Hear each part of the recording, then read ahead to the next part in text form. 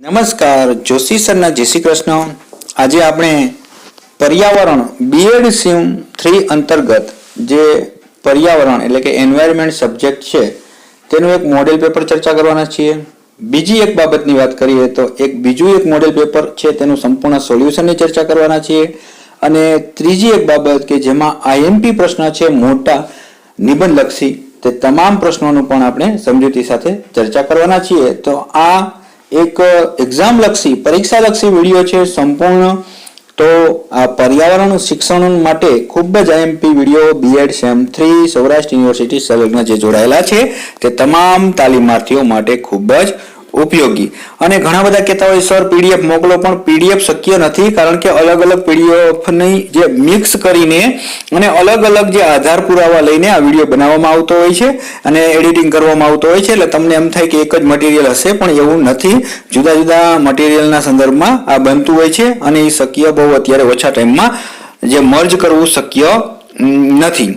તો B Ed sem 3 Saurashtra university અંતર્ગત B Ed કરેલા તમામ તાલીમાર્થીઓને બેસ્ટ ઓફ લક. ચાલો વિડીયો પૂરો જોજો, ખૂબ જ ફાયદો થશે. જે પ્રશ્ન 1 ટૂંકમાં ઉત્તર એટલે કે 2 માર્કના સંદર્ભમાં જોઈ લઈએ. પર્યાવરણનો અર્થ લખો. સામે તમે જોઈ શકો છો ઇંગ્લિશ વર્ઝન પણ સાથે લખેલું છે, તો ઇંગ્લિશ મીડિયમ વાળાને કામ લાગશે. છાર પ્રવેશ એટલે શું? પર્યાવરણ શિક્ષણના 2 હેતુઓ લખો. જૈવિક વૈવિધ્યનો અર્થ લખો. હવે 3 માર્કના સંદર્ભમાં કેવા પ્રશ્ન છે એનું મોડેલ પેપરની ચર્ચા કરીએ. નીચેના કોઈ પણ 4 પ્રશ્નોના જવાબ લખો.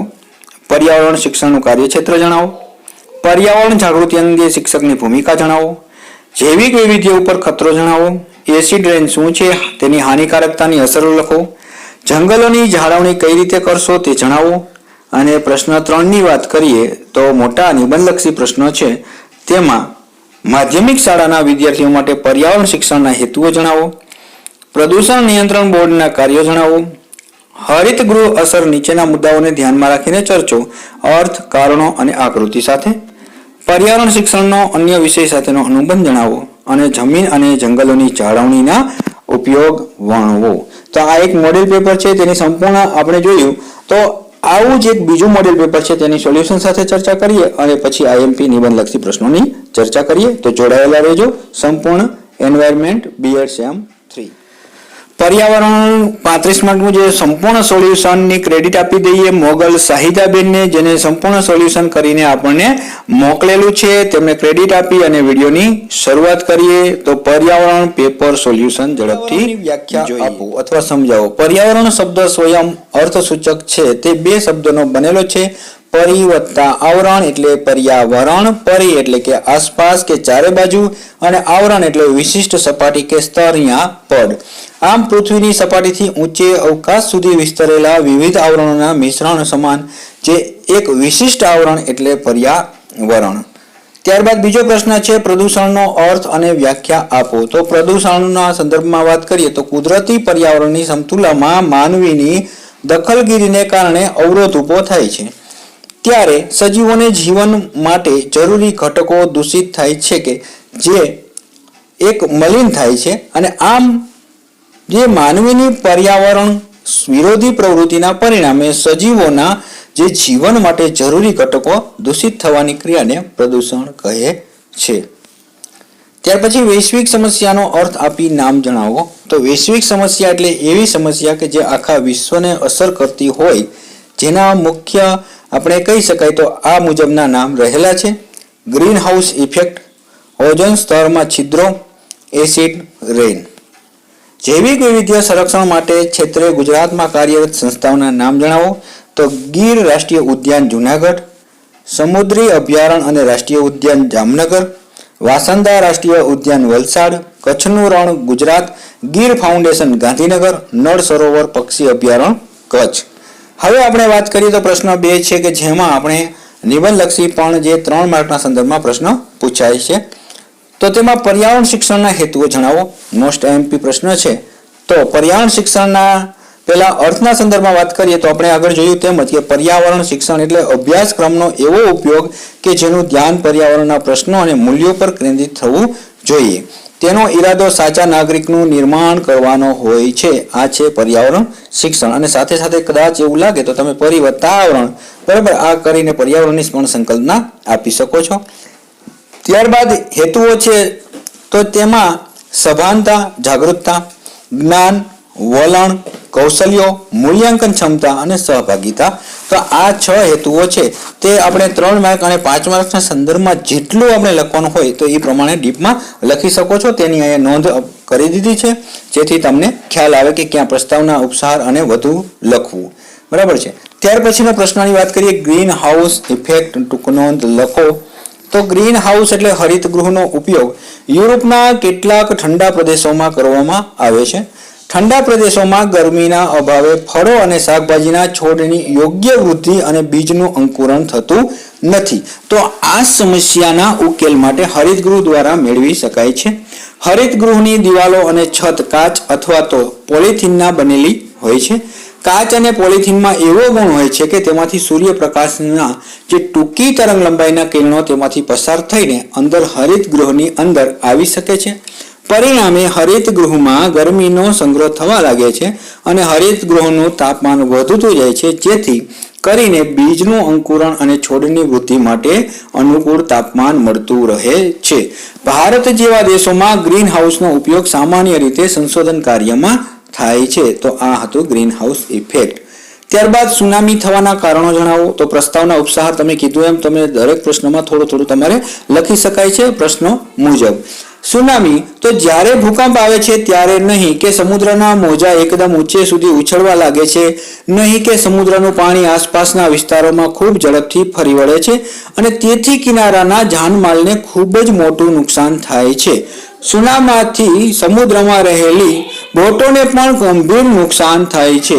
નહીં કે સમુદ્રમાં જ્યારે સુનામી ઉદ્ભવે છે ત્યારે તેના કિનારે રહેલી માનવ વસ્તી, ઢોર ઢાંકર, મકાનો અને અન્ય માલ મિલકતને ભારે નુકસાન થાય છે. આવી પરિસ્થિતિમાં જ્યારે સુનામી પેદા થાય છે ત્યારે તેમાંથી બચવા માટે યોગ્ય ઉપાયો કરવા જોઈએ. ત્યારબાદના પ્રશ્નોની વાત કરીએ તો ઓઝોન પડમાં છિદ્રો પડવાના કારણો. તો ઓઝોન પડમાં છિદ્રો પડવાનું મુખ્ય કારણ માનવ સર્જિત ક્લોરોફ્લોરોકાર્બન નામનું રસાયણ છે. આ રસાયણ સસ્તું હોવાથી રેફ્રિજરેટર, એર કન્ડિશન, પ્લાસ્ટિક જે ફ્રેમની બનાવટમાં દવા બનાવવા માટે જે અગ્નિશામક માટે જે ખૂબ જ મોટા પ્રમાણમાં વાપરવામાં આવે છે. આ રસાયણ વાતાવરણમાં ભળ્યા બાદ ધીમે ધીમે જે સ્ટ્રેટોસ્ફિયર છે ત્યાં સુધી પહોંચે છે અને જ્યાં પાર જાંબલી કિરણોની અસર નીચે ક્લોરોફ્લોરોકાર્બન છે એના અણુનું વિઘટન થઈને તેમાંથી ક્લોરીનનું પ્રમાણ જે છે એ પરમાણુ સંદર્ભે મુક્ત થાય છે, જે ઓઝોનના સાથે પ્રક્રિયા કરીને તેને ઓક્સિજનમાં ફેરવે છે અને ઉત્પન્ન થતો ક્લોરીન મોનોક્સાઇડ જે સાથે બીજો કોઈ ઓક્સિજનનો પરમાણુ જોડાઈને ક્લોરીનનો પરમાણુ મુક્ત કરે છે, જે વધુ ઓઝોનના અણુને તોડવા માટે સક્ષમ બનાવે છે. આમ અશ્મિ બળતણના દહનથી ઉત્પન્ન થતો નાઇટ્રસ ઓક્સાઇડ વાયુ પણ ઓઝોન છિદ્ર માટે જવાબદાર રહેલો છે. ત્યારબાદનો પ્રશ્ન તો એસિડ વર્ષા શા માટે થાય છે? તો સામાન્ય રીતે પાણીની એસિડિકતાનું પ્રમાણ pHમાં માપવામાં આવે છે. શુદ્ધ વરસાદની pH 5.6 હોય છે, પરંતુ વરસાદના પાણીની pH જ્યારે 5.6 થી ઘટી જાય ત્યારે તેવા વરસાદને એસિડ રેન કહે છે. વાસ્તવમાં એસિડ રેનમાં સલ્ફ્યુરિક અને નાઇટ્રસ અને નાઇટ્રિક એસિડ ઓગાળેલો હોય છે, જેને લીધે વરસાદના પાણીની pH ઘટી જાય છે. એસિડ રેન એટલે એવો વરસાદ કે જેમાં સલ્ફ્યુરિક તથા નાઇટ્રિક એસિડના વધારે પ્રમાણના લીધે તેની pH 5.6 કરતાં પણ ઓછી હોય છે. એસિડ રેનની pH જ્યારે 4 થી ઓછી થાય ત્યારે સજીવ સૃષ્ટિ માટે એક હાનિકારક બની જાય છે અને અમેરિકામાં તથા અન્ય યુરોપીય દેશમાં એસિડ રેનનો લેક કિલર કહેવામાં આવે છે, કેમ કે તેનાથી સરોવરના સજીવો મૃત્યુ પામે છે. ત્યારબાદ મોટા પ્રશ્નો, નિબંધલક્ષી પ્રશ્નોની આપણે ચર્ચા કરીએ કે જેમાં પ્રસ્તાવના ઉપસાર અચૂક બાંધવાના હોય છે અને જે આવનારા સમયમાં નવી પેપર સ્ટાઇલમાં 4 માર્કમાં પણ પૂછાય તો એમાં પણ પ્રસ્તાવના ઉપસાર થોડા બાંધી દેવાના. તો પ્રશ્ન 1, પર્યાવરણનો જે અર્થ આપી તેનું સ્વરૂપ સમજાવો. તો થોડી પ્રસ્તાવના છે. પર્યાવરણ એટલે બહુ ચર્ચિત સમસ્યા બની છે, તો જેના સંદર્ભમાં વિશ્વના બધા દેશોએ કોઈને કોઈ પ્રકારે પર્યાવરણીય સંકટનો સામનો કરી રહ્યા છે અને વિકાસશીલ દેશ અને વિકસિત દેશો વચ્ચે પર્યાવરણીય સંબંધો પોતાના વિવિધ પ્રકારની સમસ્યાઓ રહેલી છે. પર્યાવરણનો અર્થના સંદર્ભમાં વાત કરીએ તો પરી ના અર્થના સંદર્ભમાં પરી એટલે કે આસપાસ અને ચારે બાજુનું, અને આવરણ એટલે કે પડ. આમ પૃથ્વીની સપાટીથી ઊંચે અવકાશ સુધી વિસ્તરેલા વિવિધ આવરણોના મિશ્રણ સમાન એક વિશિષ્ટ આવરણ એટલે પર્યાવરણ. તો પર્યાવરણના સ્વરૂપના સંદર્ભમાં તમને પૂછાય તો આ રીતે લખી શકાય છે કે આપણે અગાઉ જોયું કે પર્યાવરણના વિવિધ આવરણનું બનેલું છે, જે એક વિશિષ્ટ આવરણ છે. તેમાં મૃદાવરણ, જલાવરણ, વાતાવરણ, જીવાવરણ અને તે ઉપરાંત માનવ સર્જિત સાંસ્કૃતિક પર્યાવરણનો સમાવેશ થાય છે. જેમાં મૃદાવરણની વાત કરીએ તો મૃદાવરણ એટલે એવું ઘન આવરણ છે કે તે સજીવો માટે આધારભૂત છે. તેના ઘન તત્વોમાં ખડક, ખનિજ દ્રવ્યો અને માટીનો સમાવેશ થાય છે. આ ભાગમાં પર્વતો, ઉચ્ચ પ્રદેશો, મેદાનો, ખીણો, કોતરો વગેરે અનેક ભૂમિ સ્વરૂપો આવેલા છે. બીજું છે જલાવરણ. તો પૃથ્વીની સપાટી પરનું પાણીનું આવરણ એ જલાવરણ તરીકે ઓળખાય છે. તેમાં મહાસાગરો, સાગરો, ઉપસાગરો, સરોવરો, નદીઓ વગેરે અસંખ્ય જળાશયો આવેલા છે. ત્યારબાદ છે વાતાવરણ. તો આ વાયુમય આવરણ છે. આ આવરણ પૃથ્વીની સપાટીથી 800 થી 1000 કિમીની ઊંચાઈ સુધી વિસ્તરેલું છે. ત્યારબાદ છે જીવાવરણ. તો આ આવરણ પૃથ્વીની સપાટી પરના પર્યાવરણનું જીવંત આવરણ છે. જીવાવરણમાં માનવ સહિત પ્રાણીઓ અને વનસ્પતિ સૃષ્ટિનો સમાવેશ થાય છે. આમ આ બધા આવરણો સ્વતંત્ર છે, આમ છતાં તે બધા વચ્ચે ગાઢ સંબંધ રહેલો છે. ત્યાર પછીની વાત કરીએ તો પ્રશ્ન નિબંધલક્ષીમાં કુદરતી સ્ત્રોતની જાળવણીના સંદર્ભે પાણીની જાળવણી માટેના ઉપાયો દર્શાવી તેના સંરક્ષણ કરવાના ઉપાયો જણાવો. તો પ્રસ્તાવના સ્વરૂપે બાંધી શકાય. એક સમય એવો હતો કે પૃથ્વી પરની વસ્તી ઘણી ઓછી હતી. માનવી કુદરતી જે જીવન જીવતો હતો, પરંતુ જે આપણે કહી શકાય કે માનવીની જરૂરિયાતોમાં વૃદ્ધિ થવા લાગી છે અને વર્તમાન સમયમાં મનુષ્ય આજે સુખ સમૃદ્ધિવાળું જીવન જીવવા માંગે છે. આના કારણે કુદરતી સંપત્તિનો વિનાશ થવા લાગ્યો છે. જેમાં પાણીની જાળવણીના સંદર્ભમાં વાત કરીએ તો શુદ્ધ પાણી સજીવો માટે આવશ્યક છે. તેની જાળવણીમાં ખાસ કાળજી લેવી જોઈએ. માણસ મીઠા પાણી પર આધાર રાખે છે, પરંતુ સમૃદ્ધ પણ તેટલું જ ઉપયોગી છે. તેના કારણે જળચક્ર ફરતું રહે છે અને મીઠા પાણીનો જથ્થામાં નિયમિત જળવાઈ રહે તે માટે વરસાદ પર આધાર રાખવો પડે છે. ક્યારેક પૂર તો ક્યારેક દુષ્કાળનો સામનો પણ કરવો પડે છે. તો પાણી જે એક કિંમતી વસ્તુ છે, તો એ પાણીની જાળવણીના ઉપાયોના સંદર્ભમાં વાત કરીએ તો એક પીવાના પાણી માટે, સિંચાઈ અને ઔદ્યોગિક વપરાશ માટેના પાણીની યોજના છે એ હાથ ધરવી જોઈએ. બીજી બાબત જાળવણીના સંદર્ભમાં પૂરનું નિયંત્રણ કરવા અને વરસાદનું પાણી દરિયામાં વહી ન જાય તે માટે બંધો બાંધવા જોઈએ. ત્યારબાદ આપણે વાત કરીએ તો જે વિસ્તારમાં વધારાનું પાણી હોય તેને અછતગ્રસ્ત પ્રદેશો હોય કે નદીઓને પરસ્પર સાંકળીને વહાવી દેવું જોઈએ. ત્યારબાદ જાળવણીના સંદર્ભમાં પાણીનો યોગ્ય ઉપયોગ કરવા તેમજ પાણીનો બગાડ અને પ્રદૂષણ અટકાવવા માટે જનજાગૃતિ અભિયાન મોટા પાયા પર વિવિધ માધ્યમો દ્વારા ચલાવવું જોઈએ.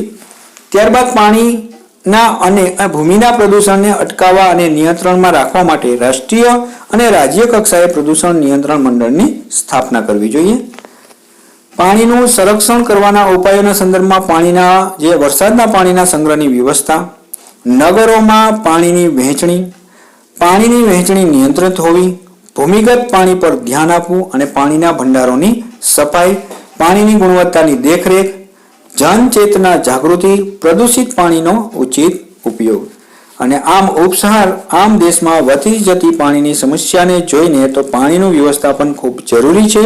તેનો બુદ્ધિપૂર્વક ઉપયોગ કરવો જરૂરી છે. ત્યાર પછીનો પ્રશ્ન જૈવિક વૈવિધ્ય પર ખતરો ઊભા થવાના કારણો જણાવો. તો જૈવિક વૈવિધ્યની સંકલ્પનાના સંદર્ભમાં જોઈએ તો એક જ પરિસરમાં વસતા પશુ, પંખીઓ, વનસ્પતિ, જીવજંતુઓ વગેરેમાં વૈવિધ્ય જોવા મળે છે, જેને આપણે જૈવિક વૈવિધ્ય કહી શકાય છે. જે કારણો છે ખતરો ઊભો થયો છે એમાં એક પહેલું જ કારણ વૃક્ષોનું નિકંદન, વૃક્ષો જે છેદન થાય છે તે, પ્રજા જાગૃતિ, જે સંકટગ્રસ્ત વિસ્તાર છે તેની ઉપેક્ષા, એટલે આપણે કહીએ તો જે આ રહેલું છે ફોરેસ્ટ ને એ બધા વિસ્તાર, તો એ હવે અભયારણ્યો વધારવા પડશે. એમાં જે આ પ્રજાતિઓ રહી રહી છે તેમાં પણ એને સંકટ ઊભું થયું છે. જૈવિક આક્રમણ, વિવિધ પ્રકારના પ્રદૂષણો, પર્યાવરણમાં વૈશ્વિક પરિવર્તનો, વસ્તી વૃદ્ધિમાં ઝડપ, કુદરતી સંસાધનોનો વધુ પડતો ઉપયોગ, ખેતી, વન્ય સંપત્તિ અને મત્સ્ય ઉદ્યોગોમાં ઘટાડો, જૈવિક વિવિધતાના સંરક્ષણ માટેની યોજનાનો અભાવ અને સામાન્ય માણસ સુધી માહિતી અને જ્ઞાનનો અભાવ. આમ જૈવિક વિવિધતાના જે સૃષ્ટિના અસ્તિત્વ માટેનું મહત્વ જોતા આપણે તેનું રક્ષણ કરવું જોઈએ અને તેને પણ ટકાવી રાખવું જોઈએ. ભારતના એક નાગરિક તરીકે આપણી મહત્વની ફરજ છે અને આ અંગે જાગૃતિ આવવી જોઈએ. તો આ હતું આપણું એક સંપૂર્ણ મોડેલ પેપર કે જે તમને ખૂબ જ કામ લાગશે. અને હવે આપણે જોઈએ મોસ્ટ આઈએમપી પ્રશ્ન, નિબંધ લક્ષી પ્રશ્નો જે તમને પણ એક્ઝામ લક્ષી ખૂબ જ મહત્વના. હવે મોસ્ટ આઈએમપી પ્રશ્નોની વાત કરીએ. તમે વિડીયોમાં છેલ્લે સુધી જોડાયેલા છો એટલા માટે કહી દઉં કે પ્રશ્ન કેમ લખો, કઈ રીતે લખો, તો તમે જોઈ શકો છો કાળી પેનથી આ રીતના અથવા અલગ પ્રશ્ન છે એ રીતના લખવાનું તમે આગ્રહ રાખો. અને આ બધા પ્રશ્નો મોસ્ટ આઈએમપી છે તો અવશ્ય વિડીયો જોજો. જેમાં પહેલો જ પ્રશ્ન, ગ્રીન હાઉસ ઇફેક્ટ એટલે શું અને ગ્રીન હાઉસ પર અસર કરતા પરિબળો અને તેની અસરો અને બચવાના ઉપાયો જણાવો.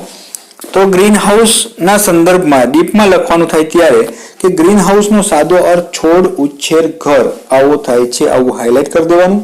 અવાહક દિવાલો અને પારદર્શક કાચની મદદથી આવા ઘરોમાં ઈચ્છિત તાપમાન જાળવી શકાય છે. પરિણામે બહાર બરફ પડતો હોય તો પણ આવા ગ્રીન હાઉસમાં ઉનાળુ છોડ ઉછેરી શકાય છે. પૃથ્વીની હૂંફાળી રાખવા માટે કુદરતે પણ આવી અદ્ભુત વ્યવસ્થા કરેલી છે. ગ્રીન હાઉસ અને પૃથ્વીનું વાતાવરણ એક સરખી રીતે કામ કરે છે. બંને સૂર્યના કિરણોને અંદર પ્રવેશવા દે છે પણ ગરમીને બહાર જે અટકાવી દેતા નથી અને પૃથ્વીને હૂંફાળી રાખતી આ કુદરતી ઘટનાને ગ્રીન હાઉસ ઇફેક્ટ અને તેમાં સક્રિય ફાળો આપતા વાયુને ગ્રીન હાઉસ વાયુ તરીકે ઓળખવામાં આવે છે. વાતાવરણમાં રહેલા કાર્બન ડાયોક્સાઇડ, મિથેન, ઓઝોન વાયુઓ જમીન પરથી પારરક્ત કિરણો સ્વરૂપે પાછા ફેંકાયેલા સૂર્યના વિકિરણોને શોષી લેવાનો ગુણ ધરાવે છે. આને લીધે વાતાવરણ ગરમ થાય છે. ઝેરી વાયુના આ ગુણના લીધે દિવસે દિવસે પૃથ્વીનું તાપમાન વધતું જાય છે અને વાતાવરણ ગરમ થવાની આ પ્રક્રિયાને ગ્રીન હાઉસ ઇફેક્ટ કહે છે. ગ્રીન હાઉસ અસર કરતા પરિબળોના સંદર્ભમાં વાત કરીએ તો એક અશ્મિ બળતણનું દહન. તો આ પરિબળ ગ્રીન હાઉસ અસર જે પ્રેરવામાં 49 જેટલો જે સક્રિય ફાળો આપે છે. વાહનોમાં અશ્મિ બળતણના દહનને લીધે વાતાવરણમાં carbon monoxide, carbon dioxide, sulphur dioxide વગેરે ગ્રીન હાઉસ અસર પ્રેરતા વાયુઓ છૂટા પાડે છે. ઔદ્યોગિક ક્રિયાઓના સંદર્ભમાં વાત કરીએ તો આ પરિબળ ગ્રીન હાઉસ અસર પ્રેરવામાં 24% જેટલો ફાળો આપે છે. ઔદ્યોગિક ક્રાંતિ અને ત્યારબાદના વિકાસના પરિણામે લગભગ ઈસવીસન 1750 થી વાતાવરણમાં CO2ના પ્રમાણમાં વધારો થવા માંડ્યો છે. કારખાનાઓમાંથી નીકળતા ધુમાડામાં ઉદ્યોગોમાં વપરાતા અનેક પ્રકારના રસાયણોમાં રહેલ ઝેરી વાયુઓની ગ્રીન હાઉસ અસર પ્રેરે છે. ત્યારબાદ વનનાશ. તો જે આ પરિબળ ગ્રીન હાઉસ અસર પ્રેરવામાં 14% જેટલો ફાળો આપે છે. વૃક્ષો પ્રકાશ સંશ્લેષણની પ્રક્રિયા દ્વારા વાતાવરણમાંથી CO2નું શોષણ કરી O2ને મુક્ત કરે છે. પરંતુ વૃક્ષો એટલે કે જંગલોનું પ્રમાણ ઘટાડો થવાના લીધે CO2નું પ્રમાણ વધ્યું છે જે ગ્રીન હાઉસ વાયુ છે. ત્યારબાદ કૃષિ. તો ગ્રીન હાઉસ ઇફેક્ટ માટે આ પણ પરિબળ 13% જેટલો ફાળો આપે છે કે હરિયાળી ક્રાંતિના લીધે ખેત ઉત્પાદનમાં વધારો થયો છે. હરિયાળી ક્રાંતિના બહાને આડેધડ થતા જંતુનાશક દવાનો છંટકાવ કે અમર્યાદિત રાસાયણિક ખતરાનો જે ઉપયોગ જે વાતાવરણમાં N2O એટલે કે નાઇટ્રોજન ઓક્સાઇડ જેવા ગ્રીન હાઉસ વાયુનું પ્રમાણ વધેલું છે. આ ઉપરાંત બાયોગેસ અને જે જૈવભાર દહનને ઉત્પન્ન થતો CH4 એટલે કે મિથેન વાયુ પણ ગ્રીન હાઉસ અસર માટે જવાબદાર છે. આમ ઉપરોક્ત પરિબળો કે ઘટકો આડ અસરોને લઈને વાતાવરણમાં ગ્રીન હાઉસનું પ્રમાણ વધી રહ્યું છે. તો જે પરિબળો છે તે આપણે ફરીને તમને ડીપમાં કદાચ તમને ભૂલ પડે તો વાંધો નહીં, પણ પરિબળમાં એક ઔદ્યોગિક ક્રિયા છે, વનનાશ છે, કૃષિ છે. તો આ જે પરિબળો છે એ ખૂબ જ અસર કરતા પરિબળો છે. હવે એની અસરો જોઈએ તો અસરો શું થાય ગ્રીન હાઉસ ઇફેક્ટથી? તો સમુદ્રની સપાટી ઊંચી આવે છે તેથી સંભવત જે ભારતમાં મુંબઈ સહિતના ઘણા વિસ્તારો ડૂબી જશે. બાંગ્લાદેશનો 1/6 ભાગ પાણીમાં ડૂબી જશે.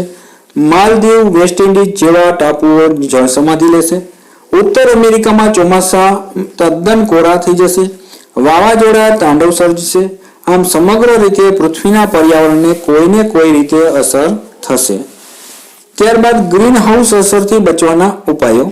તો પૃથ્વી પર ઝેરી વાયુઓ જેવા કે carbon dioxide, methane, nitrogen oxide, chlorofluorocarbon વગેરેના પ્રમાણ પર નિયંત્રણ રાખવું. જેમાં ઝેરી વાયુઓનો ઉપયોગ થતો હોય તેવા સાધનો જેમ કે રેફ્રિજરેટરો, કોલ્ડ સ્ટોરેજો વગેરેનો ઉપયોગ ઓછો કરવો અને સૌંદર્ય પ્રસાધનોમાં ઝેરી વાયુઓ વપરાતા હોવાથી તેના ઉપયોગ પર નિયંત્રણ રાખવું. વાહનોમાંથી નીકળતા ઝેરી વાયુઓ પર કડક નિયંત્રણ રાખવું. કારખાનાઓ, ફેક્ટરીઓના પ્રદૂષણ પર સરકાર દ્વારા નિયંત્રણ લાદવા. લોકોમાં ઝેરી વાયુની બનાવટ અસર વિશે જાગૃતિ લાવવી અને જે વાયુઓના સંદર્ભમાં છે તેના સંદર્ભમાં પણ જે ઉપયોગિતાના સંદર્ભમાં છે વાહનોને એ અંગે પણ જાગૃતતા લાવવી. વૃક્ષોનું વાવેતર કરવું અને વનીકરણની યોજનાનો અમલ કરવો. આમ ઉપસહારના સંદર્ભમાં વાત કરીએ તો દિવસે દિવસે પૃથ્વીનું તાપમાન વધતું જાય છે. અત્યાર સુધીમાં 0.6 સેન્ટીગ્રેડ તાપમાનનો સરેરાશ વધારો થયો છે અને આવતા 50 વર્ષોમાં આ વધારો 4.5 સેન્ટીગ્રેડ થવાની સંભાવના છે. તો વધતા તાપમાન માટે જવાબદાર ઝેરી વાયુઓને નિવારવા, ગ્રીન હાઉસ ઇફેક્ટથી બચવા મનુષ્યએ અત્યારથી જાગૃત બનવાની ખાસ જરૂર છે. ત્યારબાદ મહત્વનો અને મોસ્ટ એમ્પની જરૂરિયાત અને જે હેતુઓના સંદર્ભમાં છે તેની ચર્ચા કરીએ. મોસ્ટ એમ્પી તો પર્યાવરણ સંરક્ષણના હેતુઓના સંદર્ભમાં વાત કરીએ તો કુદરતી સંપત્તિનું રક્ષણ કરવાની ભાવના કેળવવા, પર્યાવરણનો વિનાશ અટકાવવા અને પોષણ કડીઓની સમતુલા જાળવવા, પર્યાવરણમાં કુદરતી ચક્રમાં વિક્ષેપ ઉભો કરતી પ્રવૃત્તિઓ અટકાવવા, પર્યાવરણને જોખમાતા પરિબળો અને વિવિધ પ્રદૂષણોને નિયંત્રણમાં લેવાના ઉપાયો સૂચવવા, પર્યાવરણના સંરક્ષણ અને સંવર્ધનમાં વિશેષ ફાળો આપવા માટે અને મનુષ્યમાં પર્યાવરણ અંગે જાગૃતિ કેળવવા માટે, કુદરતી પર્યાવરણના તત્વોનું જતન કરવાની જાગૃતિ કેળવવા, કુદરતી સંપત્તિનું રક્ષણ અને સંવર્ધન કરવા, વિવિધ સંકટોમાંથી બચવા, પર્યાવરણની વિભિન્ન સમસ્યાઓમાં સ્વાભાવિક પરિણામનું વર્ણન કરવા અને વર્તમાન પરિસ્થિતિનું વર્ણન કરવા, પર્યાવરણના સમસ્યાઓના ઉકેલના જ્ઞાનને સ્થાનિક પરિસ્થિતિમાં ઉપયોગ લેવા માટે, પર્યાવરણ સંરક્ષણ માટે લોકોને પ્રેરિત કરવા, પર્યાવરણ વિશે જાગૃતિ પેદા કરવા, પર્યાવરણનું મહત્વ સમજાવવા, પર્યાવરણની વિવિધ સમસ્યાના નિરાકરણ માટે, વ્યક્તિમાં સામાજિક ભાવનાનો વિકાસ કરવા માટે, પર્યાવરણનું આપણું રક્ષક, પોષક અને અક્ષય દાતા છે તે સમજાવવા, પર્યાવરણનું સંવર્ધન કરવા, કેર અને શેરના સૂત્રોને સાકાર કરવા, પર્યાવરણના મૂલ્યો, ટેવો અને વલણોનું ઘડતર કરવા, પર્યાવરણની જાળવણી અને તેનું સમપ્રમાણ છે તેનું વિશ્વસૂત્ર સાકાર કરવા, પર્યાવરણની માથે નહીં પરંતુ પર્યાવરણની સાથે વિકાસ કરવાની સમજ વિકસાવવા, પૃથ્વી બચાવો તેવું અભિયાન વિશ્વ સ્તરે ચાલી રહ્યું છે તે સફળ બનાવવા. ત્યારબાદ વાત કરીએ તો વિકાસ અને પર્યાવરણના સંબંધ છે એ હકારાત્મક કેમ બને તે સમજાવવા. ટૂંકમાં વ્યક્તિને પર્યાવરણ વિશે સભાન બનાવવા, પર્યાવરણની જાળવણી કરે તેમાં પર્યાવરણ સંરક્ષણની જરૂરિયાત, અગત્યતા, વિશેષતા રહેલી છે અને તેનો હેતુ રહેલો છે. ત્યારબાદ વાત કરીએ તો પર્યાવરણ એટલે શું, પર્યાવરણની સંકલ્પના જણાવી, તેના વિવિધ આવરણોની ચર્ચા કરો. આપણે જોઈ લીધું છે. તેમ છતાં જે પ્રશ્નોનું પ્રેઝન્ટેશન છે તે તમે જોઈ શકો છો. પ્રસ્તાવના લખવાની થોડી ઘણી કે પર્યાવરણ અને માનવીનો સંબંધ છે વર્ષો જૂનો છે. માનવીએ પર્યાવરણના તત્વોનો ઉપયોગ કરીને પોતાનું જીવન સરળ બનાવ્યું છે, પરંતુ તેમને પર્યાવરણની સમતુલા જે જાળવી કે તેના તરફ ધ્યાન આપવું જોઈએ તો તે આપ્યું નથી. તેથી પર્યાવરણમાં અસમતુલા ઊભી થઈ છે. આને લીધે વિશ્વ આખું ચિંતિત થવા લાગ્યું છે. તેથી જ 1992માં બ્રાઝિલમાં રિયો ડે જનેરો ખાતે એક પૃથ્વી પરિષદ ભરાઈ હતી અને આ પરિષદ પર્યાવરણ અને વિકાસ માટે ભરાઈ હતી. આ પરિષદમાં પર્યાવરણની જાળવણી માટે કેટલીક યોજનાઓ બનાવવામાં આવી છે. જેમાં આપણે કહી શકાય, હાઇલાઇટ કરી શકાય આ રીતે શાબ્દિક અર્થ પર્યાવરણ એટલે શું હાઇલાઇટ કરજો, અલગ કરજો. પર્યાવરણનો જે શબ્દ બનેલો છે પરી વત્તા આવરણ એટલે કે જીવ સૃષ્ટિની આસપાસ વીંટળાયેલું નૈસર્ગિક ઘટકોનું આવરણ એટલે પર્યાવરણ. પર્યાવરણ એ કુદરતના 5 જે તત્વોનું બનેલું છે, જેમાં પૃથ્વી, પાણી, આકાશ, વાયુ અને અગ્નિ છે, જેને પંચ મહાભૂતો કહે છે, જે પરસ્પર અવલંબિત જે એકબીજા પર જોવા મળે છે. આ એકાદ તત્વમાં અવ્યવસ્થા ઉદ્ભવે તો આ 5 તત્વો વ્યક્તિના જીવન સાથે વણાઈ ગયેલા છે. પર્યાવરણની સંકલ્પનામાં તમે ડીપમાં થોડું વધારે લખવું હોય તો લખી શકાય. મોટો પ્રશ્ન પૂછાય છે કે પૃથ્વીની સપાટીથી ઊંચે અવકાશ સુધી વિસ્તરેલા વિવિધ આવરણોના મિશ્રણ સમાન એક વિશિષ્ટ આવરણ એટલે પર્યાવરણ. આપણી આસપાસની પરિસ્થિતિ એ આપણું પર્યાવરણ છે. પૃથ્વી સપાટી પરની ભૌગોલિક પરિસ્થિતિ અને સજીવો વચ્ચેના પારસ્પરિક સંબંધ જે પર્યાવરણ તરીકે ઓળખાય છે. પર્યાવરણ એ મૃદાવરણ, જલાવરણ, વાતાવરણ અને જીવાવરણના જે આવરણોનું બનેલું છે. તો આવરણો છે તે તમે અલગ અલગ ડ્રો દ્વારા આકૃતિ દ્વારા રજૂ કરી શકો છો, પ્રેઝન્ટેશન કરી શકો છો અને પછી આ રીતના વિસ્તૃત સમજૂતી આપી શકો છો. તો વિવિધ આવરણોમાં પ્રથમ મૃદાવરણ એ એક ઘન આવરણ રહેલું છે. તે સજીવો માટે આધારરૂપ આવરણ છે. તેમાં ઘન તત્વોમાં ખડક, ખનિજ દ્રવ્ય અને માટી મુખ્ય છે. તે પૃથ્વીની સપાટીનો લગભગ 20% ભાગ રોકે છે અને આ ભાગ પર્વતો, ઉચ્ચ પ્રદેશો, મેદાનો, ખીણો, કોતરો વગેરે અનેક ભૂમિ સ્વરૂપો આવેલા છે. ત્યાર પછીનું જલાવરણ. તો જલાવરણ પૃથ્વી સપાટી પરનું પાણીનું આવરણ એ જલાવરણ તરીકે ઓળખાય છે. તેમાં મહાસાગરો, સાગરો, ઉપસાગરો, સરોવરો, નદીઓ, અસંખ્ય જળાશયો જે જળાશયો છે એ આવેલા છે અને પૃથ્વી સપાટીનો અંદાજે 17% જેટલો ભાગ છે એ જલાવરણ રોકે છે. ત્યારબાદ આપણે કરીએ વાતાવરણના સંદર્ભમાં કે જે આ વાયુમય આવરણ છે અને આ આવરણ પૃથ્વી સપાટીની 800 થી 1000 કિમીની ઊંચાઈ સુધીનું વિસ્તરેલું છે. તેમાં અંદાજે 78% નાઇટ્રોજન, 21% ઓક્સિજન અને બાકીના ભાગમાં એટલે કે 1% જેટલો argon, neon, carbon dioxide, helium અને ઓઝોનનું જે વાયુના સ્તર રહેલા છે અથવા આવરણ રહેલું છે. ત્યારબાદ જીવાવરણ. તો આ આવરણ પૃથ્વીની સપાટી પરના પર્યાવરણનું જીવંત આવરણ છે. જીવાવરણમાં માનવ સહિત પ્રાણી સૃષ્ટિ છે એ વનસ્પતિ અને પ્રાણી સૃષ્ટિ માટે અનિવાર્ય છે. જીવાવરણનું સૌથી શક્તિશાળી અંગ એ માનવ છે. તે સમગ્ર પર્યાવરણના કેન્દ્ર સ્થાને છે. પોતાના જીવનને સુખી અને સમૃદ્ધ બનાવવા માનવીએ પર્યાવરણના હવા, પાણી, ભૂમિ, વૃક્ષો, પ્રાણીઓ વગેરે જેવા ઘટકો અને તત્વોનો ઉપયોગ કર્યો છે. આમ ઉપસારના સંદર્ભમાં વાત કરીએ તો પ્રાણીઓ અને વનસ્પતિના સર્જન, વિકાસ અને અસ્તિત્વનો આધાર મૃદાવરણ, જલાવરણ, વાતાવરણ અને આ ત્રણેય આવરણો જેમાં પ્રાણી અને સૃષ્ટિ અને વનસ્પતિ સૃષ્ટિ માટે અનિવાર્ય છે અને તે પ્રદૂષિત ન થાય તે માટે વિશ્વના નાગરિકે ધ્યાન રાખવું જોઈએ. ચાલો ત્યાર પછીનો મોસ્ટ આઈએમપી પ્રશ્ન, પાણીની જાળવણીના ઉપાયો.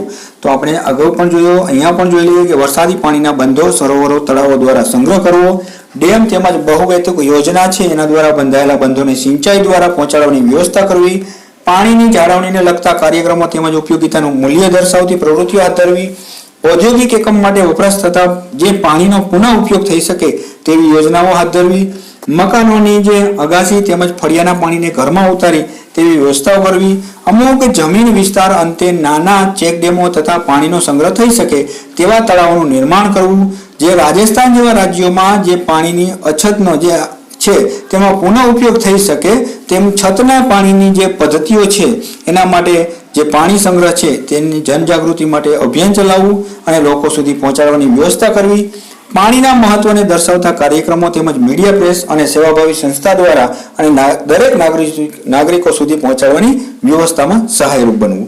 તળાવો છે, ચેકડેમો છે, ખેતરોમાં ઊંડા ખાડાઓ છે એ ખોદી અને વરસાદનું પાણી ભરીને ભૂમિગત પાણીની માત્રામાં વધારા કરવાનો પ્રયાસો હાથ ધરવા. પાણીના સંગ્રહ માટે પ્રચલિત જુદી જુદી પદ્ધતિઓને જે તે વિસ્તારને ધ્યાનમાં રાખી અનુકાર્ય હાથ ધરવું, જેમ કે વીરડા, જે ડાટેરિયન પદ્ધતિ છે. જો આ બધી પદ્ધતિઓ છે જે તળાવની અંદર જઈને આપણે પાણી સંગ્રહ માટે જે વીરડા ગાળીએ છીએ એવી અલગ જે પાણી સિંચાઈની પદ્ધતિનો ઉપયોગ કરવો. પાણીની સાંદ્રતા અને ગુણવત્તા જળવાઈ રહે તે માટે પાણીના સંગ્રહ સ્થાનોની જાળવણી અને સંરક્ષણની પદ્ધતિઓ હાથ ધરવી જોઈએ. દરિયાઈ પરિવહનના જહાજો, સ્ટીમરો કેમિકલ્સ યુક્ત રો મટીરિયલ્સ ટ્રાન્સફર કરતી વખતે સુરક્ષાયુક્ત પગલાં લેવા જોઈએ. આમ પર્યાવરણના સંદર્ભમાં છે આ પાણી સંગ્રહના સંદર્ભમાં ઘણી બધી જે જાગૃતતા છે એ જરૂરી છે. ત્યારબાદનો પ્રશ્ન, પર્યાવરણ શિક્ષણના હેતુઓ સિદ્ધ કરવા માટેના અભ્યાસક્રમ કેવો હોવો જોઈએ તેના વિશે વિગતે ચર્ચા કરો. તો અભ્યાસક્રમના સંદર્ભમાં કહીએ કે આજના આધુનિક સગવડભર્યા સમયમાં પર્યાવરણ શિક્ષણની આવશ્યકતા ખૂબ છે તેવું હવે જે વિશ્વના તમામ દેશોએ સ્વીકાર્યું છે. કેમ કે ભાગ્યે જ કોઈ રાષ્ટ્ર એવું બાકી હશે કે જેને પર્યાવરણના માઠા પરિણામોનો સામનો ન કરવો પડ્યો હોય. તો આજે ગંભીર સ્વરૂપે અતિ ઝડપી જે ગતિએ પર્યાવરણની વૈશ્વિક અને જે સ્થાનિક સમસ્યાઓ ઉદ્ભવી છે તો આ સમસ્યા અટકાવવા માટે એવો સમાજ ઊભો કરવો પડશે કે જેને પર્યાવરણ અંગે જાગૃતતા હોય અને તેની શરૂઆત શાળાથી આપણે જ કરવી પડશે. એટલે એ બાબતને ધ્યાનમાં રાખીને એવા હેતુઓ ઘડવા પડશે કે જેમાં નવ વિચારક એક સમાજનું ઘડતર કરે અને એના માટે અભ્યાસક્રમ કેવો હોય પર્યાવરણ જાળવણી માટે તો તેમાં અમુક સમાવિષ્ટ બાબતોના આધારે ખ્યાલ આવશે. તો બાબતોના સંદર્ભમાં પહેલા તો પર્યાવરણનું મહત્વ આપે એવા બાબત હોવી જોઈએ. પર્યાવરણનો અર્થ સમજવો જોઈએ, પર્યાવરણનું સ્વરૂપ સમજાવવું જોઈએ, પર્યાવરણમાં ઉદ્ભવતા વિવિધ પ્રકારના પ્રદૂષણો જેમ કે હવા પ્રદૂષણ, જળ પ્રદૂષણ, જમીન પ્રદૂષણ, ધ્વનિ પ્રદૂષણ, આ પ્રદૂષણના પ્રકારોના સંદર્ભમાં પણ તમને પૂછાય તો પણ તમને કામ લાગશે. પ્રદૂષણની અસરો અને તેમાંના ઉપાયો, પ્રદૂષણ અને પર્યાવરણ સંકટો, કુદરતી સંપત્તિ અને તેની જાળવણી અને વ્યવસ્થાપન, પ્રદૂષણ વિશેની જાણકારી, જૈવિક વિવિધતાનું જ્ઞાન, વન્ય સંરક્ષણ, પર્યાવરણનું જે રક્ષણ કરતી સંસ્થાઓ, વિવિધ સમસ્યાઓનો ઉદ્ભવ જેમ કે ગ્રીનહાઉસ ઇફેક્ટ, ઓઝોન પરમાં છિદ્ર, એસિડ વર્ષા, સમસ્યાઓનો ઉકેલ અને શિક્ષણ દ્વારા પર્યાવરણમાં સભાનતાના કાર્યક્રમો. આમ માનવ જાતે પ્રાકૃતિક સંસાધનોનું જે રીતે બેફામ શોષણ કર્યું છે અને એ સંપત્તિના એક સંચિત ભંડારો વિવેકહીન અને જે આપણે કહીએ કે આ પ્રવૃત્તિઓથી એક ચિંતાપૂર્ણ જે આ પ્રવૃત્તિઓ રહેલી છે તેના કારણે પર્યાવરણને પારાવાર નુકસાન થયું છે. પરંતુ હવે જાગ્યા ત્યાંથી સવાર સમજીને વિદ્યાર્થીઓને પર્યાવરણ સંરક્ષણ અંગે સભાનતા અંગેનો અભ્યાસક્રમ દર્શાવવો જોઈએ અને ઉપરોક્ત જે મુદ્દાઓ છે તેને ધ્યાનમાં રાખીને અભ્યાસક્રમની રચના થવી જોઈએ. ત્યાર પછીનો પ્રશ્ન છે માધ્યમિક શાળાના બાળકો માટે પર્યાવરણ શિક્ષણના હેતુઓ વિગતે સમજાવો. તો પ્રસ્તાવના થોડી લખી શકાય. પર્યાવરણનો અર્થ, પરી એટલે આવરણ, પડ અને આવરણ એટલે આસપાસનું. તો આમ પર્યાવરણ એટલે આપણી આસપાસનું જે રહેલું આવરણ, વ્યક્તિની આસપાસ રહેલ જે આવરણ છે તેને પરિવર્તા આવરણ અર્થાત પર્યાવરણ કહે છે. પર્યાવરણ વિશે પ્રાથમિક શાળા તેમજ માધ્યમિક શાળાના હેતુના વિદ્યાર્થીની જાગૃતતા હોય તો પર્યાવરણ સભાન સમાજની રચના કરવી ખૂબ જ સરળ છે. જેમાં માધ્યમિક શાળાના વિદ્યાર્થીઓમાં આ ફેરફાર કરવા સંદર્ભે કેટલાક હેતુઓ નિર્ધારિત કરેલા હતા. જે હેતુઓ નીચે મુજબ હોઈ શકે છે. પહેલું છે જ્ઞાન. તો સમગ્ર પર્યાવરણમાં તેની સાથે જે સંબંધ ધરાવનાર આધારભૂત એવી ખૂબ જ મહત્વની સમજ આપવામાં આવે કે તેમાં મનુષ્યને પોતાની જવાબદારી સમજે અને પર્યાવરણને સહાયરૂપ બને એ પ્રકારનું જ્ઞાનનું નિર્માણ થવું જોઈએ. બીજો હેતુ આપણો સમજનો છે જેમાં પર્યાવરણના સંદર્ભે સારા નરસા કાર્યો પર્યાવરણને નુકસાન કરતા છે તે અટકાવવા અને સંવર્ધન વિશેના વિચારો સમાજને અથવા સમજ સ્વરૂપે વ્યવસ્થાપન કરવું. ત્યાર પછી ઉપયોજન એટલે કે ઉપયોગના સંદર્ભમાં પર્યાવરણનો ઉપયોગ કઈ રીતે કરવો. તો પર્યાવરણ અંગે પ્રાપ્ત કરેલા જ્ઞાન અને સમજનો વ્યવહારમાં ઉપયોગ કરી અને સમાજ ઉપયોગી પર્યાવરણ તૈયાર કરવા સમાજને મદદરૂપ નીવડે. ત્યાર પછી કૌશલ્ય. તો પર્યાવરણ અંગે જાગૃતિ જે છે એના અંગે જે સર્જાતી સમસ્યાઓના ઉકેલ સંદર્ભે છે તો જેવા કૌશલ્ય છે જાગૃતિ અંગેના તે વિકસાવવા જોઈએ અને તે સમસ્યાનો સામનો કરવા માટેનું કૌશલ્ય થી નિપુણ બનાવવા જોઈએ. એટલે જ્ઞાન, સમાજ, ઉપયોજન અને કૌશલ્ય જે આપણે પાઠ આયોજનના હેતુઓ આવે છે એ તો પર્યાવરણનું જ્ઞાન મળવું જોઈએ, પર્યાવરણની સમજ હોવી જોઈએ, પર્યાવરણનો ઉપયોગ કેમ કરવો અને કૌશલ્યની સમસ્યાના સામે લડવાનું. ત્યાર પછી સભાનતા. તો માધ્યમિક શાળાના વિદ્યાર્થીઓને વર્તમાન સમયમાં પર્યાવરણની સ્થિતિ અને ભૂતકાળમાં જાણીએ અજાણીએ જે કંઈ ભૂલો થઈ હોય એ ભૂલનું પુનરાવર્તન ન થાય, ફરીને ન થાય એના માટે જાગૃતતા કેળવવી અને વર્તમાન સમયમાં બને એટલો જે વિવેક બુદ્ધિનો ઉપયોગ કરે તે માટે તૈયાર કરવા. ત્યાર પછી ટેવ અને વલણ. તો માધ્યમિક શાળાના વિદ્યાર્થી એવી ટેવ કેળવે કે જે અનાયાસે પણ પર્યાવરણનું જતન થાય. આમ પર્યાવરણ શિક્ષણના હેતુ અનુસાર વિદ્યાર્થીઓમાં જ્ઞાનથી શરૂ કરીને ટેવ વલણ સુધી વિકસાવવા પ્રત્યેક નાગરિકને પર્યાવરણનો રક્ષક હોય તેવા સમાજનું નિર્માણ કરવાનું રહે છે. હવે તમે જોઈ શકો છો મેં કીધું તેમ આકૃતિ દ્વારા ડ્રો કરવાનું. તો એક આપણે નમૂનો રાખ્યો છે કે જેમાં પર્યાવરણ વચ્ચે જે પર્યાવરણમાં જે છે જલાવરણ, મૃદાવરણ, વાતાવરણ ને જીવાવરણ. તો આ રીતના આવરણો છે એ તમે દર્શાવી શકો છો. તમને જે સ્કિલ હોય એ રીતના આકૃતિ દોરી શકો છો. ત્યાર પછીનો પ્રશ્ન એસિડ રેન છે. આપણે અગાઉ ચર્ચા કરી છે તેમ છતાં મોસ્ટ આઈએમપી છે. એસિડના અર્થમાં લખી શકાય કે આપણે જે એસિડ વર્ષાને તેજાબી વર્ષા પણ કહેવાય છે, જેમાં પીએચમાં આપણે પાણીનું મૂલ્ય માપીએ છીએ, જેમાં શુદ્ધ પાણી આપણે કહી શકાય કે 7 pHનો અંતર્ગત હોય છે, પણ જેમાં 4 થી ઘટી જાય તો એ એસિડ રેન કહેવાય છે. એટલે કે 3.6 જેવું 3.5 4 જેવું થઈ જાય તો એસિડ રેનની પીએચ જ્યારે 4 થી ઓછી હોય ત્યારે સજીવ સૃષ્ટિ માટે હાનિકારક બની જાય છે. અને અમેરિકામાં તથા અન્ય યુરોપીય દેશમાં રેનને જે આવા રેનને એટલે કે આવા વરસાદને લેક કિલર એટલે કે તળાવમાં જે જીવો રહેતા હોય સરોવરમાં એ મૃત્યુ પામે છે આવા વરસાદથી. એટલે એસિડ રેન થવાના કારણો તો એસિડ વર્ષા થવાનું મુખ્ય કારણ વાતાવરણમાં સલ્ફર ડાયોક્સાઇડ, નાઇટ્રોજન, જે ક્લોરોફિન વાયુ આવા વધતા જતા વાયુઓનું પ્રમાણના કારણે કારખાના દ્વારા ઉત્પન્ન થતા ઝેરી ધુમાડા અને એસિડ વર્ષા થાય છે. ઔદ્યોગિકરણના કારણે વાતાવરણમાં પ્રદૂષણનું પ્રમાણ દિવસે ને દિવસે વધી રહ્યું છે. જમીનમાં રહેલ વિઘટકો અને જે રૂપાંતરકો જે ઔદ્યોગિક કચરાનું વિઘટન કરી અને ઝેરીયો વાયુ બને છે. તો આ રીતે એસિડ રેનથી જે છે તે આપણું જ પ્રદૂષણ છે તે ઉપર જાય છે અને એ પ્રદૂષણથી જે આપણે કહી શકાય કે એસિડિક વર્ષાનું સ્વરૂપ મળે છે. એસિડ રેનથી બચવાના ઉપાયો તો વાતાવરણમાં SO2 અને NO2 નું પ્રમાણ વધારનાર ઉર્જા સ્ત્રોતો જે છે એના પ્રત્યે લોકોમાં જાગૃતતા લાવવાની અને તેના જે ઘાતક પરિણામોની સમજ આપવામાં આવે તો આવા ઉર્જા સ્ત્રોતોનો ઉપયોગ ઘટાડી શકાય છે. ઉદ્યોગોમાં ઉત્પન્ન થતા જે ઓક્સિજન વાયુઓ છે જે આપણે કહી શકાય કે જેની મદદથી તેના સ્ત્રોત પાસેથી જે રોકવામાં આવે એટલે કે જે વાતાવરણમાં નુકસાનકારક હોય તો તેને રોકી શકાય છે. ભૂંગળાની ટોચે ઇલેક્ટ્રોનિક એક સ્ટીક આવે છે તે ગોઠવી બહાર નીકળતા ધુમાડાનું જે છે નિસ્યંદન કરી અને જો બહાર છોડવામાં આવે તો પણ રોકી શકાય છે. હવામાં યંત્રોમાં એવા બળતણનો ઉપયોગ કરવામાં આવે છે કે જે હવાને એટલે કે જે પ્રદૂષણ ન કરી શકે તેવા એટલે કે જે બળતણના દહનથી SO2 અને NO2 જેવા વાયુઓનું ઉત્પાદન છે તે ઓછું થાય તેવા વાહનોનો ઉપયોગ કરવો. બળતણને સૂચના આપી હાજરીમાં જો બાળવામાં આવે તો તેમાં રહેલ સલ્ફરનું જે છે ચૂના દ્વારા શોષણ થાય છે. જમીન તથા તળાવોની એસિડિકતા ઓછી કરવા માટે તેમાં ચૂનો ઉમેરવો જોઈએ. કોલસાને પાણીથી ધોઈ નાખી તેમાં રહેલ ગંધક તળિયે બેસી જાય છે. આ રીતે સલ્ફરનું પ્રમાણ ઘટાડી તેનો ઉપયોગ કરવો જોઈએ. દ્વારા મુસાફરી કરી શકે અને તેનાથી જે SO2 NO2 નું ઉત્પાદન પણ ઓછું થાય છે. તો આવા દ્વિચક્રીય જે વાહનોનો છે એનો ઓછો ઉપયોગ કરવો જોઈએ અને એની જગ્યાએ જે આપણા જે ST છે અને એ બધી જે સંચાલન છે તો તેનો ઉપયોગ વધુ થાય તો આપણને ખબર છે કે જે એક સાથે ઘણાનું જે મુસાફરી થઈ શકે અને પ્રદૂષણ પણ ઓછું થાય.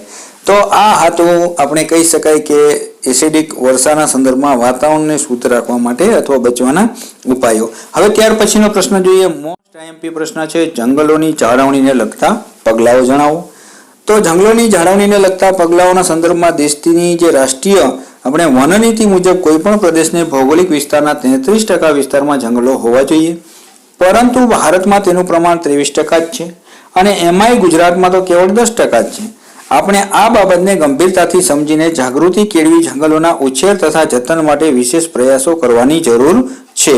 એટલા માટે કહ્યું છે કે જંગલ હશે ત્યાં મંગલ થશે. જંગલો એ પર્યાવરણ જે માનવ જાતિને આપેલી અમૂલ્ય બક્ષિસ છે જેની જાળવણી તેમજ સંવર્ધન એ આપણી નૈતિક ફરજ છે. તો આવા પગલાં જે છે તે હાથ ધરવા જોઈએ અને હવાને શુદ્ધ રાખવામાં વૃક્ષનો જે મોટો ફાળો છે તેથી બાળકોને જે છોડ વાવવાના શીખવાડવા જોઈએ. આર્થિક વિકાસ માટે જંગલોનો વિકાસ થતો છે એ અટકાવવો જોઈએ એટલે કે વિનાશ થતો છે એ અટકાવવો જોઈએ. એટલે કે જે વિકાસના કાર્યોના સંદર્ભમાં વાત કરીએ છીએ પણ ખરેખર આપણે કરીએ છીએ શું જંગલોનો વિનાશ કરીએ છીએ. તો આવા વિકાસને અટકાવવો જોઈએ. ઉર્જા સ્ત્રોતોના ઉપયોગના વિતરણમાં લાકડાનો નહિવત ઉપયોગ રાખવો જોઈએ. ઔદ્યોગિક એકમો દ્વારા જંગલોની જે બિનજવાબદારી જે પ્રવૃત્તિ થતી હોય તે ઉપયોગ ટાળવો જોઈએ. કૃષિ ક્ષેત્રે જમીન પાસે વૃક્ષારોપણ કરાવવું જોઈએ. ગામ તળાવ શહેરોમાં ખુલ્લી જગ્યાએ ફાર્મ હાઉસ બગીચાઓમાં વૃક્ષારોપણ કરવું જોઈએ. વન વિસ્તારને કુદરતી આફતો જેવી કે પૂર અને દાવાનળ જેવી પ્રવૃત્તિઓને નિયંત્રણમાં કરીને તેવી વ્યવસ્થા કરવી જોઈએ કે જેમાં નિયંત્રણમાં થઈ શકે. વન મહોત્સવ જેવા કાર્યક્રમોમાં વ્યક્તિગત ફાળો આપવો જોઈએ. જન્મ દિવસની ઉજવણીએ એક વૃક્ષ વાવવાના સંકલ્પ દ્વારા નિર્મળ ગુજરાતની સંકલ્પના સિદ્ધ કરવામાં પ્રયાસ કરવા જોઈએ. વૃક્ષોના સંરક્ષણ માટે અભયારણ્યો અને રાષ્ટ્રીય ઉદ્યાનમાં સરકારની જુદી જુદી સંસ્થાઓ અને વન નીતિના ખાતાઓને જુદી જુદી મદદ દ્વારા સહાયરૂપ બનવું જોઈએ. બાળકોમાં વૃક્ષ પ્રેમ વધે તેવી પ્રવૃત્તિઓ અને સૂત્રોચ્ચારના કાર્યક્રમો હાથ ધરવા. બાળકોના જે રજાઓના દિવસોમાં ઉગેલી વનસ્પતિઓના સંરક્ષણને લગતા પ્રોજેક્ટો આપવા જોઈએ અને વન ક્ષેત્રોમાં શિકાર તેમજ પશુઓના જે આપણે કહી શકાય કે આવી પ્રવૃત્તિઓમાં નિયંત્રણ કરવું જોઈએ. અને જે આપણે કહી શકાય કે એવા પરોક્ષ ક્ષેત્રો છે કે જે જમીનના ધોવાણ અટકાવવા માટે વૃક્ષારોપણ જેવી પ્રવૃત્તિઓ હાથ ધરવી જોઈએ. આમ ઉપરોક્ત જણાવ્યા જંગલોની જાળવણી કરવામાં આવે તો ઉપરોક્ત જણાવ્યા પ્રમાણે જાળવણી થાય તો જંગલોનો નાશ થતા અટકાવી શકાય છે અને વૃક્ષો કપાતા અટકાવી શકાય છે અને જંગલોની જાળવણી. ત્યાર પછીનો પ્રશ્ન છે મોસ્ટ IMP પ્રદૂષણ નિયંત્રણના બોર્ડના કાર્યો જણાવો. તો પ્રદૂષણ નિયંત્રણ બોર્ડ અમુક જે શાખાઓમાં વહેંચાયેલું છે જેમાં હવા પ્રદૂષણ નિયંત્રણ બોર્ડ, જળ પ્રદૂષણ નિયંત્રણ બોર્ડ, પર્યાવરણ પ્રદૂષણ નિયંત્રણ બોર્ડ. તો જેનું કાર્યના સંદર્ભમાં વાત કરીએ તો પ્રદૂષણ નિયંત્રણ બોર્ડમાં પ્રશિક્ષણ વ્યવસ્થા ઊભી કરવી, પ્રદૂષણ નિયંત્રણ બોર્ડમાં શાખા પ્રશાખાઓ દ્વારા પર્યાવરણ પ્રત્યે નાગરિકતાની જાગૃતતા લાવવી, પ્રદૂષણ અટકાવવાના જુદા જુદા પ્રોજેક્ટો હાથ ધરવા, ઉદાહરણ તરીકે રિવરફ્રન્ટ, પ્રદૂષણ અટકાવવા માટે પર્યાવરણને લગતા સામયિકો, માર્ગદર્શન પુસ્તિકા તૈયાર કરવી, ઔદ્યોગિક એકમોના પ્રદૂષણનો યોગ્ય નિકાલ થઈ શકે તેવા પ્રોજેક્ટ હાથ ધરવા, પર્યાવરણને હાનિ કરતા જે પ્રદૂષકો હોય, બરાબર છે, તે ઘટકો હોય એના આંકડાઓ એકઠા કરવા અને તેના ઉપર અનુકાર્ય કરવું, વિવિધ જે વિશ્વના પર્યાવરણ દિવસો છે એ ઉજવીને જનજાગૃતિ લાવવી, ત્યારબાદ કેમિકલ્સ યુક્ત ઔદ્યોગિક એકમોમાં જે નિયંત્રણ લાવવું, મીડિયા તેમજ પ્રેસમાં પર્યાવરણ પ્રદૂષિત જે છે તો આવા જે પ્રદૂષણ નિયંત્રકો છે એના માટેની જાગૃતિના કાર્યક્રમો કરવા, પ્રદૂષણને નિયંત્રણ લાવવામાં શહેરોમાં સફાઈ અભિયાન અને ગામડાઓમાં જે કહી શકાય કે શોષ ખાડા અભિયાન ચલાવવા. ત્યારબાદ જૈવ વિવિધ્ય પર અસર એટલે કે ખતરો છે તેના વિશે સમજૂતી આપો અથવા જણાવો. તો માનવ જાતિ અમુક પ્રાકૃતિક કારણથી જૈવિક વિવિધતાનો હાસ થઈ રહ્યો છે, એટલે કે જેમની આપણે કહી શકાય કે હવે જૈવિક વિવિધતાના સંદર્ભમાં ધીમે ધીમે આપણો માનવ એટલો સ્વાર્થી બની ગયો છે કે હવે આડેધડ જે વૃક્ષોનું છેદન કરી રહ્યો છે, જંગલોની જાળવણી નથી થઈ રહી છે. તો આ બધી બાબતોના સંદર્ભમાં આપણે કહીએ કે જેમાં આપણે માનવ જીવન એટલે કે જૈવ વિવિધતા ઉપર જે ખતરો છે. તો પહેલી જ બાબત કરીએ વન્ય જીવોના રહેઠાણનો વિનાશ. તો સમગ્ર વિશ્વમાં જૈવિક વિવિધતાનો હાસ થવાનું મુખ્ય એક કારણ રહેઠાણનો વિનાશ છે. એટલે પ્રાણીઓના રહેઠાણો છે અહીંયા હવે માનવ આવી ગયા છે. જેમ કે મનુષ્ય પોતાની જરૂરિયાતો સંતોષવા માટે ખૂબ જ ઝડપથી જંગલોનો વિનાશ કરતો રહ્યો છે. પરિણામે જંગલી પ્રાણીઓ તેમજ પક્ષીઓ અને જે જીવજંતુઓ અમુક જે જાતિ છે એ લુપ્ત થવા પામી છે. તેમજ પ્રાણીઓ છે એ આપણે કહીએ તો હવે સમુદ્રને પણ મૂક્યો નથી, ત્યાં પણ હવે તેના પડઘા પડવા લાગ્યા છે. ત્યારબાદ પ્રાકૃતિક કારણ. તો સંશોધનોના આધારે જાણવામાં આવ્યું છે કે કેટલી પ્રજાતિઓનો વિનાશ થયેલ જોવા મળે છે, જેમને આપણે કહી શકાય કે ઘણા સમય પહેલા, વર્ષો પહેલા જે પૃથ્વી પર અસ્તિત્વ હતું. કોઈ પણ પ્રજાતિઓનો વિકાસ પ્રાકૃતિક વાતાવરણીય પર આધાર રાખે છે. આ વિકાસ ક્રમિક રીતે લાખો વર્ષોથી ચાલુ રહે છે અને આમ પ્રાકૃતિક આપત્તિઓના કારણે જૈવિક વિવિધતાનો વિનાશ થાય છે. દાખલા તરીકે જ્વાળામુખી તેમજ ધરતીકંપ અને સુનામી જેવી પ્રાકૃતિક આફતોના લીધે. ત્યાર પછી વન્યજીવોનો શિકાર. તો વન્યજીવો લુપ્ત તેમજ નાશ થવાનું કારણ વન્યજીવોનો વધુ પડતો શિકાર છે. મનુષ્ય પોતાના ખોરાકના સંદર્ભે તેમજ અનેક ઉત્પાદનની પ્રાપ્તિ માટે વન્યજીવોનો શિકાર કરે છે. વન્યજીવોનું જે વ્યાપારીકરણ એટલે કે વન્યજીવોનો વ્યાપાર એટલે એ આપણે કહીએ તો આના સંદર્ભમાં એક ચિકિત્સા ક્ષેત્રમાં પણ ઉપયોગ જે છે એ વધતો જઈ રહ્યો છે. તો આ એક વ્યાપારીકરણ છે વન્યજીવોનું, એ અટકવું જોઈએ.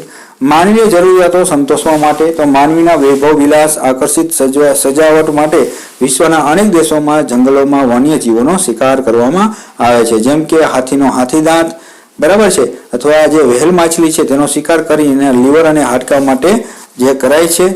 તો આ બધી બાબતો છે એ જે અગત્યની બાબત છે. ત્યાર પછી માનવ તથા વન્યજીવોમાં થતી સ્પર્ધા. તો વિશ્વમાં અનેક દેશોમાં વધતી જતી તીવ્ર જનસંખ્યાનું રહેઠાણ માટે વધતી જતી સમસ્યાના લીધે માનવ અને વન્યજીવોમાં પ્રતિસ્પર્ધા પણ લાગી રહી છે. તો આ વન્યજીવોને જીવન માટે સંઘર્ષ કરવો પડે છે અને આપણે કહી શકાય કે તેના માટે પ્રાકૃતિક રહેઠાણ બહાર નીકળવું પડે છે.